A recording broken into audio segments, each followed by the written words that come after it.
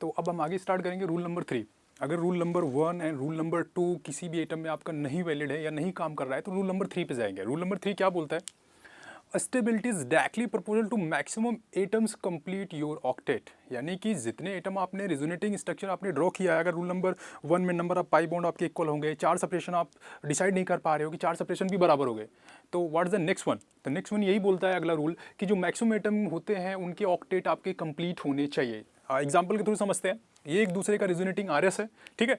तो आप यहाँ पे एलिमेंट में आप सिंपली देख सकते हो कि किसके ऑक्टेट कंप्लीट है किसके इनकम्प्लीट है। आप इस स्ट्रक्चर में देखोगे तो CL that is this one, 1 2 3 4 5 6 7 8 9 10 that is a 10 electron. Outer most orbit में कितने इलेक्ट्रॉन हो गए इसके? 2 इलेक्ट्रॉन ये, एंड टोटल आउटर मोस्ट में कितने हो गए? 10 इलेक्ट्रॉन हो गए। 10 इलेक्ट्रॉन दैट इज ऑक्टेट को क्या करे? हाइपरवैलेंट हो गया। हाइपरवैलेंट का मतलब क्या होता है कि जिनके आउटर मोस्ट में 8 से ज़्यादा इलेक्ट्रॉन हो जाए, राइट।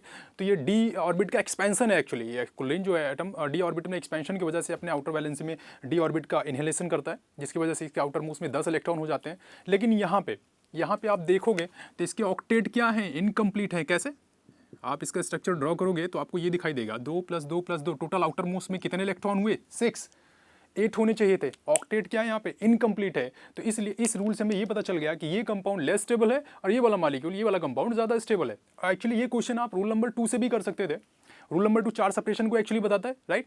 तो यहाँ पे चार्ज सेपरेशन भी आप लगा सकते थे। ये मॉलिक्यूल क्या है? ये कंपाउंड आपका न्यूट्रल है। वो वाला कैसा मॉलिक्यूल है? चार्ज मॉलिक्यूल है। मैंने बताया था चार्ज मॉलिक्यूल हमेशा क्या करते हैं? स्टेबिलिटी को डिक्रीज आउट करते हैं, राइट। ये चीज़ हमेशा याद रखिएगा। ये रूल नंबर 2 से भी कर सकते हैं।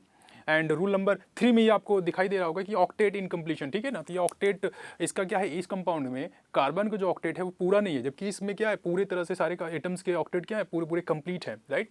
तो इसलिए इसकी स्टेबिलिटी क्या होगी? ज़्यादा होगी और इसकी स्टेबिलिटी कम होगी। तो how to recognize the stability? A is greater than B, right. तो ये रूल आप 2 से भी कर सकते थे, रूल नंबर 3 भी अप्लाई हो जाएगा, ठीक है। अगला रूल है रूल नंबर 4।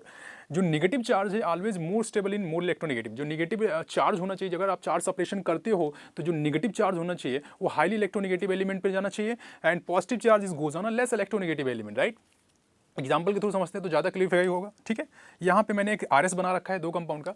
तो आप इसका जब रेजोनेंस खींचोगे ना, रेजोनेटिंग स्ट्रक्चर, तो what is going right now, जो माइनस चार्ज है वो किस में कन्वर्ट हो जाएगा? डबल बॉन्ड में। और डबल बॉन्ड किस में कन्वर्ट हो जाएगा? लोन पेयर में, दैट इज अ चार्ज में। तो वो स्ट्रक्चर यहाँ पे आपको डिजाइन करता हुआ दिखाई दे रहा है, राइट। अब यहाँ पे हो क्या रहा है? दोनों में नंबर ऑफ पाई बॉन्ड्स एक जैसे हैं।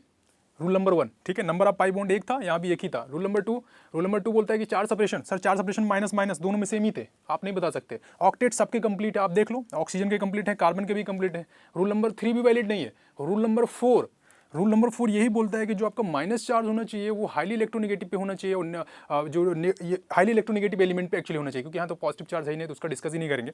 तो नेगेटिव चार्ज क्या करता है? ये रिजोनेट करेगा तो ये डबल बॉन्ड में कन्वर्ट होगा, और ये डबल बॉन्ड किस में कन्वर्ट हो जाएगा? लोन पेयर में। तो यू विल सी दिस, ठीक है। तो अब यहाँ पे हो क्या रहा है कि ऑक्सीजन ज्यादा इलेक्ट्रोनेगेटिव होता है as compare to carbon. Oxygen की इलेक्ट्रोनेगेटिव पावर जो है कार्बन से ज्यादा होती है। तो आप क्या कर रहे हो? यहाँ पे जो O का लोन पेयर है उसको क्या कर रहे हो? लेस इलेक्ट्रोनेगेटिव एलिमेंट पे ट्रांजिट कर रहे हो, राइट। रेजोनेंस के थ्रू क्या हुआ है? लेस इलेक्ट्रोनेगेटिव एलिमेंट की तरफ चला गया। तो ये जो माइनस चार्ज है उतना ज्यादा इस पे स्टेबल नहीं है जितना कि पहले ऑक्सीजन पे था। यही चीज रूल नंबर 4 बताता है, यानी कि जो मोस्ट इलेक्ट्रोनेगेटिव एलिमेंट होना है उस पे माइनस चार्ज आना चाहिए आपका, ठीक है। तो negative charge is always most stable होना मोस्ट हाईली इलेक्ट्रोनेगेटिव एलिमेंट, ठीक है। मोर इलेक्ट्रोनेगेटिव एलिमेंट पे माइनस चार्ज ज्यादा स्टेबल होता है। तो इस तरह से अगर इन दोनों फिगर में हम कंपेयर करें तो इसकी स्टेबिलिटी हमेशा क्या होगी? बी से ज्यादा होगी, क्योंकि O की इलेक्ट्रोनेगेटिव पावर ज्यादा होती है, कार्बन की इलेक्ट्रोनेगेटिव पावर कम होती है, इसलिए O पे माइनस चार्ज ज्यादा स्टेबल होता है। रूल नंबर 5, अगर आपका ये भी रूल, ये सारे यहाँ तक वैलिड होते हैं, ऐसा कोई स्ट्रक्चर आपको बना के दे दिया गया, सब कुछ रूल नंबर 1 2 3 4 1 बाई 1 सारे वैलिड हैं, तो अब उसमें कैसे स्ट्रक्चर को कैसे रिकॉग्नाइज करेंगे कि कौन सा स्ट्रक्चर ज़्यादा स्टेबल है, कौन सा लेस स्टेबल है, राइट। तो all of the resonating structure draw is there, ठीक है। Opposite charge is close to each other. जो अपोजिट चार्ज है, अगर आपका चार्ज वार्ज जनरेट हो रहा है या नंबर ऑफ पाई बॉन्ड, सारे रूल आप लगा लिए। अब कुछ ऐसा एलिमेंट आपका ऐसा कंपाउंड बना जिसमें आप ये सारे रूल लगा नहीं पा रहे हो, जैसे कि ये आप देखो यहाँ पे नॉर्मल फिनॉल का कंपाउंड है, फिनॉल नॉर्मल एरोमेटिक कंपाउंड आपके सामने ड्रा है, इसके आरएस बनाए गए हैं, ठीक है। अब यहाँ पे रूल नंबर ये बोला है कि rule number 5, opposite charge is close to each other. जो अपोजिट चार्ज यानी that is plus and minus, वो हमेशा एक दूसरे के पास होने चाहिए, और लाइक चार्ज हमेशा जितने हो सके उतना आपस में एक दूसरे से काफी दूर होने चाहिए, राइट। तभी स्टेबिलिटी को आप कंपेयर कर पाओगे। फिनॉल, यहाँ सारे आरएस हैं। अब मैं बोलूँ कि ABC तीनों में सबसे ज्यादा स्टेबल कौन है, तो मैंने पहले रूल नंबर 1 में आपको बता रखा है कि नंबर ऑफ पाई बॉन्ड, सबसे पहले आप क्या करो? काउंट करो 1 2 3, कितने नंबर ऑफ पाई बॉन्ड है यहाँ पे? 3। यहाँ पे कितने हैं? 2। यहाँ पे कितने हैं? 1 2 3, वहाँ भी 3 है। अगला रूल आता है, आपको पता है कि 4 सेपरेशन, जैसे कि यहाँ पे आप काउंट करोगे तो यहाँ पे नहीं, सब में 3 ही 3 है, आप देखोगे सब में 3 है, तो यहाँ से रूल नंबर 1 से काम नहीं बनेगा, ठीक है। रूल नंबर 2, आपको पता है rule number 2, neutral molecule always stable by the charge molecule as compare to charge molecule. तो ये जो कंपाउंड है आपका, ये ज़्यादा स्टेबल है, क्यों? क्योंकि सर ये न्यूट्रल है as compare to this one, ये तो सारे सर चार्ज कंपाउंड है, ठीक है। तो ये मॉलिक्यूल तो ऑलरेडी ज़्यादा स्टेबल होगा, एक की स्टेबिलिटी ज़्यादा होगी बाकी सबसे, तो सबसे पहले कौन आएगा? ए आएगा, राइट। अब बी और सी में कंपेयर करना है हमको, तो ठीक है। 4 सेपरेशन सब में सर बराबर है, पाई बॉन्ड सब में बराबर है, ठीक है, ऑक्टेट सब में बराबर है, ठीक है। या आप चेक करोगे ऑक्टेट भी सबकी कंप्लीट है। रूल नंबर 4 क्या बोलता है, ये आप देख सकते हो, negative charge is always more stable. तो यहाँ पे चार्ज जो है कोई ज़्यादा खास डिपेंड नहीं करता, क्योंकि ऑक्सीजन पे दोनों तरफ प्लस है और कार्बन पे दोनों तरफ माइनस है, तो सब पे तो सेम है। तो अब रूल नंबर 5 पे जाएंगे। रूल नंबर 5 ये बोलता है कि जो लाइक चार्ज होते हैं ना, वो हमेशा पास होने चाहिए। अब यहाँ पे प्लस चार्ज लगा हुआ है, यहाँ पे देखिए, और यहाँ पे क्या लगा हुआ है? Minus charge. यहाँ भी प्लस चार्ज लगा हुआ है और यहाँ भी माइनस चार्ज। तो जो है यहाँ सेकंड वाले स्ट्रक्चर में जो प्लस और माइनस की डिस्टेंस है वो काफ़ी क्लोज है, ठीक है, वो काफ़ी पास है। तो ये आसानी से रिजोनेट करके फिर से वापस इस स्ट्रक्चर को ड्रॉ कर देंगे, राइट। लेकिन यहाँ पे जो प्लस और माइनस के बीच की डिस्टेंस है वो काफ़ी ज़्यादा है। बस यही चीज़ रूल नंबर 5 बताता है कि अगर आपके पास अपोजिट चार्ज हैं तो हमेशा एक दूसरे के काफ़ी करीब होने चाहिए, और जो नेगेटिव चार्ज है वो हमेशा एक दूसरे से फॉर अवे होना चाहिए, दूर होना चाहिए। लेकिन इसमें तो नेगेटिव चार्ज, लाइक चार्ज तो ही नहीं, तो अपोजिट चार्ज में क्या है? काफ़ी क्लोज है। यहाँ पे अपोजिट चार्ज क्या है? एक दूसरे थोड़ा दूर है, तो जिसमें क्लोज होंगे उनकी स्टेबिलिटी ज़्यादा होगी, राइट। तो बी वाला सी से क्या हो जाएगा? ज़्यादा स्टेबल हो जाएगा, दैट इज दिस वन। ये आएगा आपका ऑर्डर। इस तरह के कंपाउंड में आपका ऑर्डर ये आएगा। फर्स्ट ऑफ ऑल ए आएगा, न्यूट्रल मॉलिक्यूल है, बाकी सारे चार्ज हैं, ठीक है, सारे रूल लगा के देख लिया आपने। फिर बी और सी में जाएंगे। बी में क्या बोलता है सर कि जो क्लोज चार्ज होते हैं उन हमेशा एक दूसरे के काफ़ी करीब होने चाहिए। ये देखिए प्लस माइनस काफ़ी करीब में है, और यहाँ पे प्लस और माइनस के बीच में डिस्टेंस है एक पाई बॉन्ड का, ठीक है। तो इसकी स्टेबिलिटी हमेशा सी वाले से ज़्यादा होगी। लास्ट आता है आपका, अगर मान लो इस तरह का कुछ स्पेशल कंपाउंड पूछा गया आपको कि अगर कोई पॉजिटिव चार्ज आपको कोई साइक्लो कंपाउंड में कुछ बना के ऐसे दे दिया गया, नेगेटिव चार्ज बना के दे दिया गया, पॉजिटिव भी बना के दे सकता है, नेगेटिव भी बना के दे सकता है, तो positive charge always surrounded by the more carbon atom. Positive charge तभी ज़्यादा स्टेबल होगा जब उसको ज़्यादातर ढेर सारे कार्बन एटम से क्या करें, हम सराउंड आउट कर दे, ज़्यादा कार्बन एटम लगा दे। जैसे कि यहाँ पे स्ट्रक्चर मैंने डिस्कस किया है, 2 स्ट्रक्चर यहाँ पे बने हुए हैं, this one and this one, right.